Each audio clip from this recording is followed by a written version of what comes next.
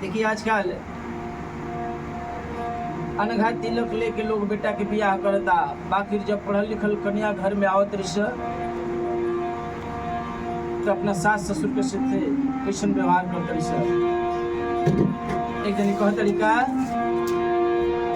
कि हमसे बर्तन नहीं घरवा के मंजाई राजा जी,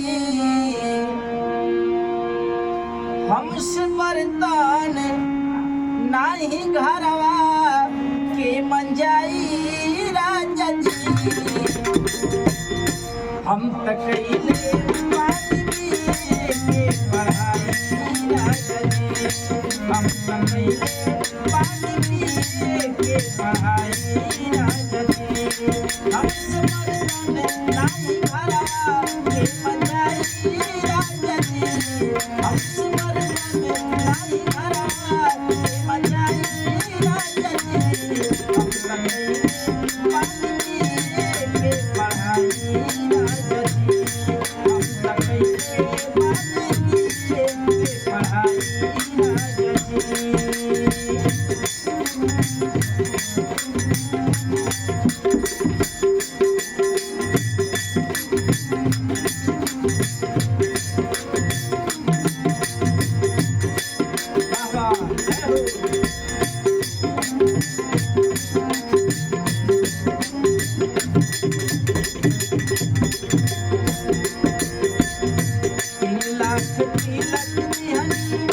बात नहीं साहब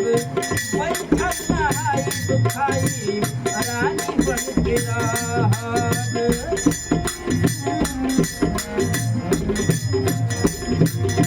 3 लाख तिलक दिहनी बात नहीं साहब बैठल नहाई दुखाई रानी बन के रहब, कौन कहल नहीं हमरा से करवाई राजा जी, कौन कहल नहीं हमसे करवाई राजा जी, हम तकैले पानी के पढ़ाई राजा जी, हम तकैले पानी के पढ़ाई राजा जी।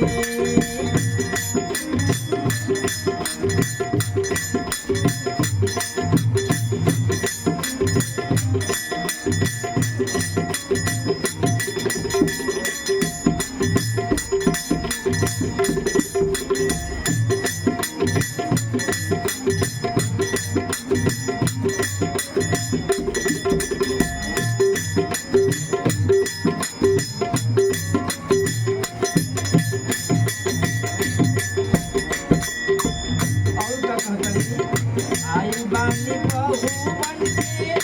नैहर से पढ़ के, केहू से तेराई नहीं रहब चढ़ बढ़ के, मांग रही जतना आई बात गिन के, दुल्हा से शादी हमार भइल बात गिन के,